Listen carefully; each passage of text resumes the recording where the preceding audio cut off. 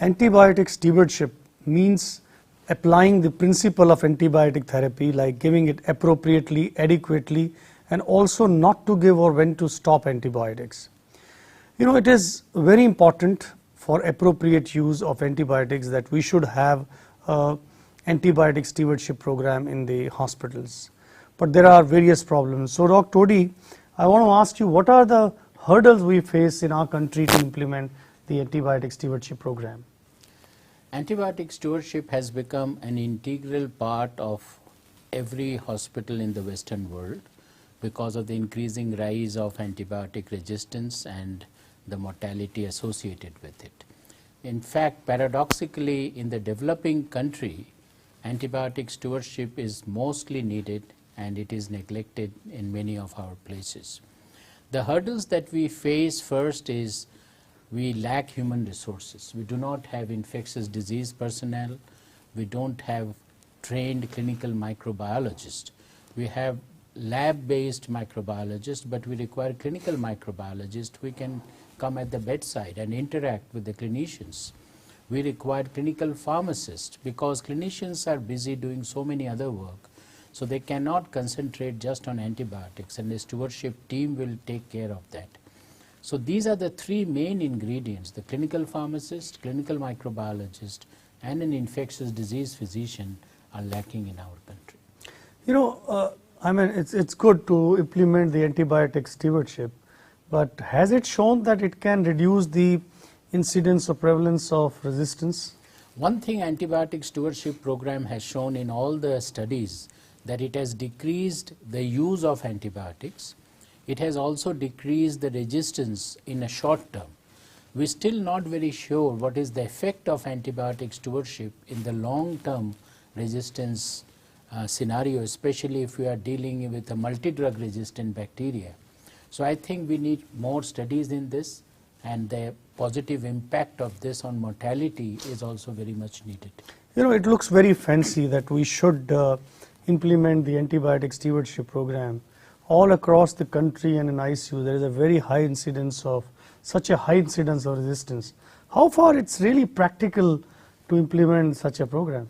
That is one of the biggest issue, because in the Western world where this antibiotic stewardship concept have started, they do not deal with very highly drug resistant bacteria. So they can start low, and they can restrict their broad spectrum antibiotic use.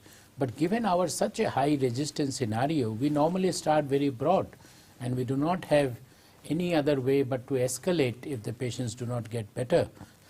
So I think we require more studies of antibiotic stewardship in our countries, but there is no doubt that there has to be some kind of a regulation on the way antibiotics are being prescribed, because antibiotics unfortunately are being prescribed by any physician, surgeons, gynecologists, orthopedic. So some kind of a regulatory environment and some kind of a guideline need to be done in every hospital to have some control over antibiotic use. And how to really develop a skilled people who can manage this? Because easier said, on papers it looks very nice, but unless you have skilled people to implement this kind of a program, because in our country the pharmacist doesn't have a say, the microbiologist doesn't take a round. So how to develop the skilled people who can implement this program? This has to be done at the grassroots level. There has to be postgraduate classes, postgraduate degrees, diplomas on clinical microbiology, infectious disease, which are gradually coming up, but the numbers are very few. At the present moment, I think the existing microbiologists, the existing physicians, they should take more interest and do a very short course or a small fellowship, or even online tutorial programs that we are doing, and start getting skills and having a special interest in infectious disease and antibiotic prescription. They will be the ones who will be directing the antibiotic stewardship in the hospital till we get more skilled personnel. I think it is important the physician in charge to take a lead, because he is the leader and he can only start the program. And it's very difficult because most of the ICUs are open. How to convince your colleague, and also at the same time I would like to ask you, the administrator, to take such an initiative, because the major aim of all the private sector is to earn the money, and this is not a priority.